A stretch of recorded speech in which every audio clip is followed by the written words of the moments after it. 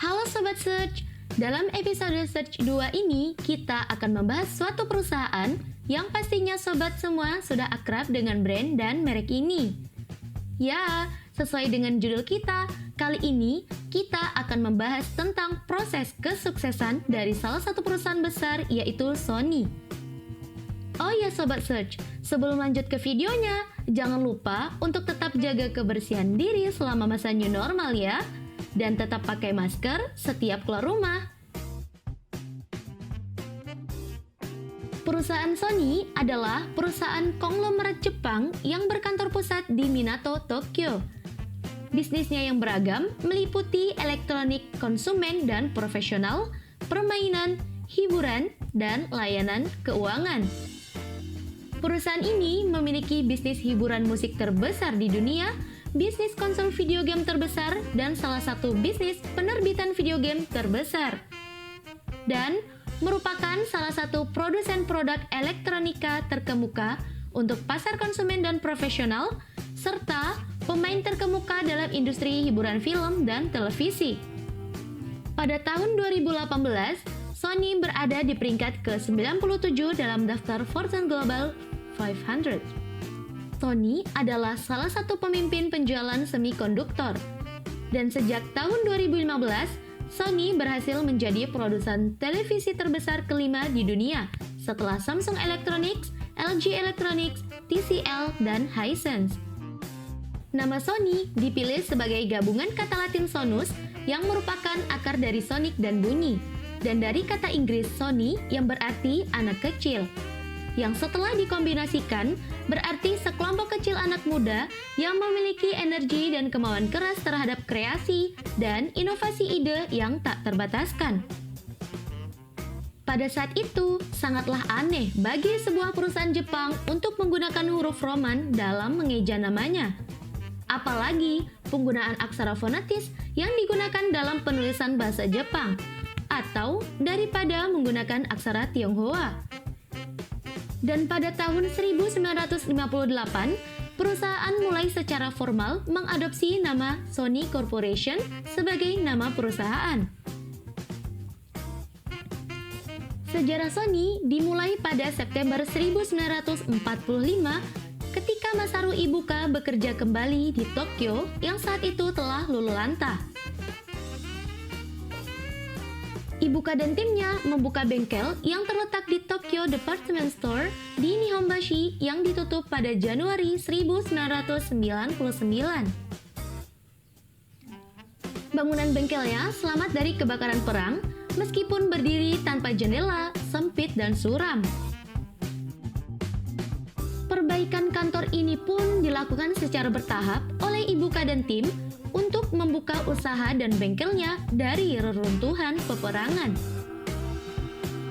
Pada bulan Oktober, Ibuka dan kelompoknya membuat fasilitas baru yang mereka namai dengan Tokyo Tsushin Kenkyujo (Totsuken) atau Tokyo Telecommunications Research Institute.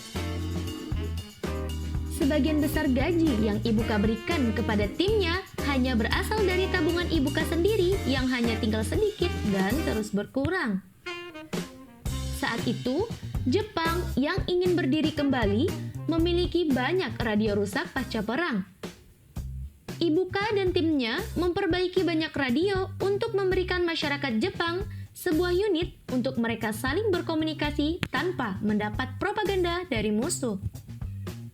Pabrik Ibuka memperbaiki radio gelombang pendek dan membuat konverter atau adapter yang bisa dengan mudah membuat radio gelombang menengah ke super heterodyne atau penerima semua gelombang. Permintaan untuk radio tersebut pun meningkat dengan cepat seiring gelombang pendek yang ternyata mengundang banyak perhatian. Akibatnya, permintaan terus-menerus bertambah hingga Asahi Shimbun menampilkan radio ini di sebuah artikel di kolom Blue Pencil. Artikel ini ternyata berhasil membuat Ibuka dan Akio Morita yang dulunya pernah bersama-sama mempelajari jenis baru senjata selama perang, dan sepasang sahabat itu pun akhirnya kembali bersama. Selain membuat radio, karyawan Ibuka banyak melayani perbaikan radio yang memberikan mereka banyak keuntungan. Di samping mendapatkan upah memperbaiki radio, para karyawan ini kadang juga mendapatkan beras dari rumah-rumah yang mereka kunjungi. Kenyataan ini sangatlah berharga bagi perusahaan, karena saat itu Jepang sedang mengalami krisis makanan. Semangat Ibuka dan rekannya begitu menggebu-gebu untuk membangun kembali Jepang dengan keahlian yang mereka miliki. Dengan keadaan serba terjepit, mereka kemudian dipaksa untuk berpikir keras melakukan sesuatu sehingga dapat mempertahankan bisnisnya. Pada saat itu, Jepang haus akan informasi dan berita dari seluruh dunia. Banyak orang saat itu memiliki radio, namun kondisinya sudah rusak. Ibuka melihat situasi ini sebagai peluang. Nama mereka pun melejit seketika masuk pada kolom Blue Pencil di Asahi Shimbun yang juga menjadi tonggak awal dari roda bisnis Sony yang mulai berputar. Nama Sony yang mentereng ternyata berawal dari teknologi sederhana, sebuah peralatan elektronika yang sering digunakan sehari-hari, yakni sebuah alat penanak nasi. Ya, kisahnya berawal saat beras yang mereka terima dari rumah-rumah sebagai imbalan jasa panggilan, dan di tengah melimpahnya listrik pasca perang, prototipe yang dibuat sangat sederhana, sebuah tong kayu kecil untuk memasak nasi yang dipasangi elektroda aluminium yang saling berkaitan pada dasarnya. Namun sayangnya, produk tersebut tak berjalan lancar. Kegagalan alat penanak nasi ini menjadi peristiwa yang paling diingat oleh mereka. Meskipun begitu, produk besutan Totsuken tak semuanya gagal. Di antaranya justru sukses, seperti voltmeter tabung vakum. Bisnis mereka kemudian berjalan dengan baik hingga pada Mei 1946, mereka mendirikan Tokyo Tsushin Kogyo atau KK atau Totsuko di Nihonbashi, Tokyo. Modal awalnya kisaran 190.000 yen yang digunakan untuk penelitian dan pembuatan peralatan telekomunikasi dan pengukuran. Sejumlah produk kemudian lahir dari perusahaan ini. Salah satu yang paling laris adalah bantal dengan pemanas elektrik. Ibuka dan Morita kemudian berusaha membuat sebuah produk yang tidak hanya menguntungkan untuk perusahaan, tetapi juga berguna bagi publik. Akhirnya, tercetuslah ide untuk membuat wire recorder. Setelah melalui kerja keras luar biasa, akhirnya pada bulan Maret 1950, Totsuko berhasil meluncurkan tape recorder yang dilapisi magnet dan berbasiskan kertas Sony Tape. Pada bulan Mei, tape recorder magnetik pertama Jepang diluncurkan, yakni Tape G. Ide produk yang mereka ciptakan juga berasal dari pengalaman, termasuk saat mereka melancong ke luar negeri. Pada bulan Maret 1952, Ibuka memutuskan untuk mengunjungi Amerika Serikat untuk melakukan tur selama 3 bulan.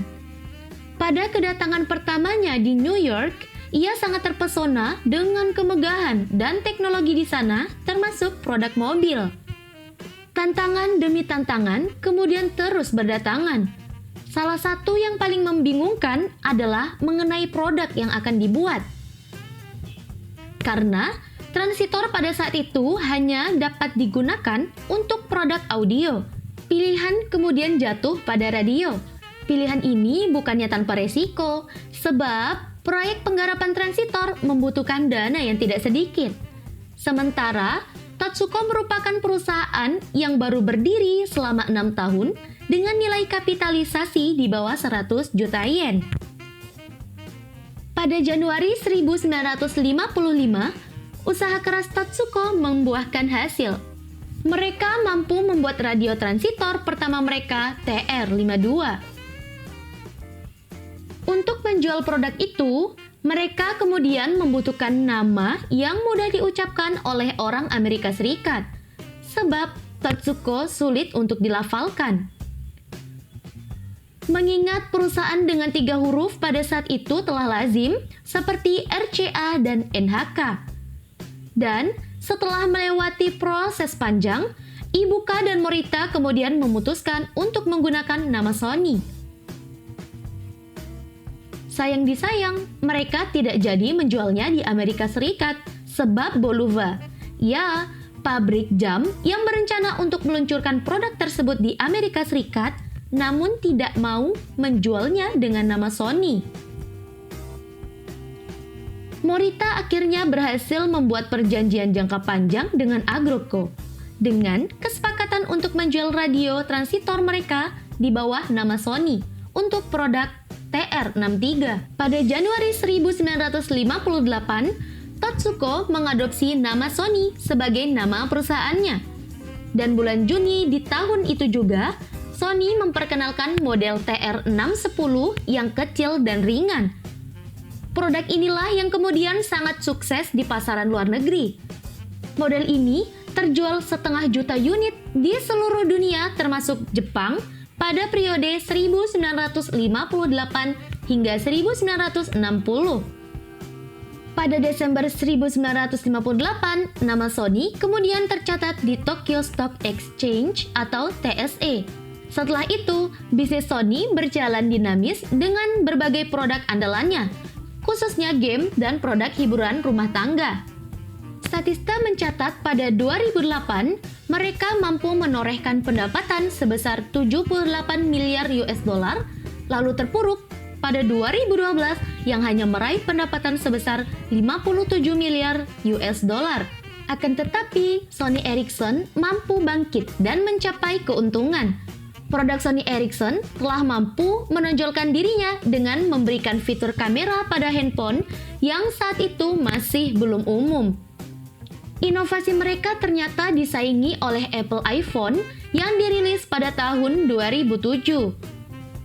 Sejak tahun 2008 sampai 2010, Sony Ericsson memangkas beberapa ribu jumlah tenaga kerja mereka untuk menghadapi resesi global yang terjadi. Namun, pada tahun 2009, Sony Ericsson telah menjadi produsen ponsel terbesar keempat di dunia setelah Nokia, Samsung, dan LG. Pada tanggal 27 Oktober 2011, Ericsson menyatakan akan menjual 50% saham milik Sony Ericsson kepada Sony, sehingga bisnis perangkat ponsel ini akan sepenuhnya dimiliki oleh Sony, sedangkan pasar nirkabel akan sepenuhnya ditangani oleh Ericsson. Dengan berbagai lika-likunya, usaha besar dari perusahaan Sony pun akhirnya berhasil. Nah, gimana nih teman-teman? Masih ragu untuk memulai? See you in next video!